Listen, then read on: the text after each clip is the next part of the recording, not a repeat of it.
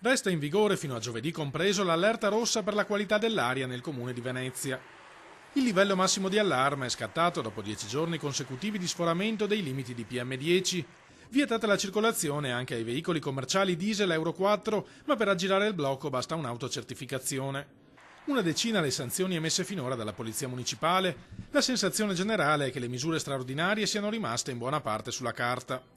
Controlli o no, sostiene il PD veneziano, questi blocchi non hanno un grande impatto su una situazione di vera emergenza come quella di Mestre, la cui area, secondo i dati ARPAV, è la peggiore di tutto il Veneto. Nel caso del Comune di Venezia non c'è stata la volontà di prendere in mano questa situazione. Non è il primo anno che succede. Nel 2017 ci sono stati 60 sforamenti, nel 2018 60 sforamenti, quindi la situazione è cronica, continua in modo costante. O si prende in mano oppure la situazione non può risolversi da sola. Serve un piano straordinario contro l'inquinamento, invocano i democratici, va ripristinata la consulta per l'ambiente e vanno messe in campo da subito alcune misure, a partire dalla pulizia delle strade. Perché abbassa la presenza di PM10 nel polvere almeno per un periodo di 2 o 3 giorni. Se questa pulizia viene fatta costantemente, l'abbastimento è costante. Va poi potenziato il trasporto pubblico, sostiene il consigliere comunale Emanuele Rosteghin, in particolare nelle fasce dalle 7 alle 9 di mattina e dalle 5 alle 7 del pomeriggio. La gente deve essere sollecitata a utilizzare il mezzo pubblico, ma è evidente che se trova i mezzi pubblici stracolmi la mattina per andare a lavorare,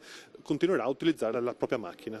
Preoccupanti i livelli di inquinamento anche nella città storica e in particolare nella zona di Rio Novo, che nel 2018 ha registrato una concentrazione media di biossido di azoto di 50 microgrammi per metro cubo, superiore del 25% al limite di legge e addirittura maggiore di quella rilevata lungo la tangenziale di Mestre. Questa amministrazione, per esempio, ha cancellato l'idea di fare l'interscambio merci al Tronchetto, che poteva essere una soluzione per ridurre proprio il moto ondoso e il traffico acqua e quindi anche l'inquinamento a Venezia.